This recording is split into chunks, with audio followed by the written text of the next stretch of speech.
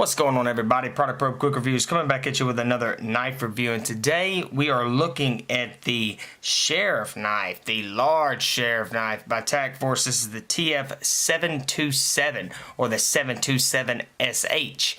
So let's see what we got. Got an aluminum handle right here, super large knife. Got your Sheriff logo right there. It's like you got a gray or silver rather with your black, so two-toned there. Right here on the back, wow, got a super beefy pocket clip right back there.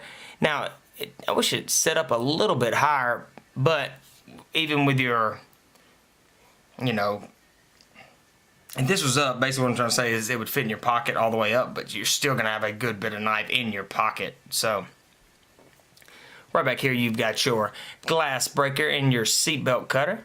Got your trigger right there. Boom! Throw that blade up, and guys, you are good to go right there. That was actually pretty fast for a bigger blade like this to throw it on up like that. So that's actually not too bad at all.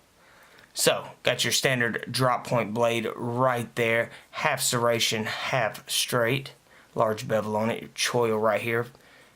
Yeah, I can actually choke up on this choil. Get a little bit better control on it. Got a nice thumb ramp right there. No jimpings on it. But I can still get pretty good control of this knife in a defensive stance if I need it. Oh yeah, that glass breaker is not too sharp, so my thumb will sit on it pretty good. Now, you've got your standard liner lock right there in the middle. And you've got your dual thumb studs. Let's see if it'll flip it open. Boom! Look at that. So we can even get this thing open with the thumb studs. But anyway, guys, this is just a quick review on the TF727SH. Hope the review helped if you're thinking about getting it. If you want to see a more in-depth review, we go outside.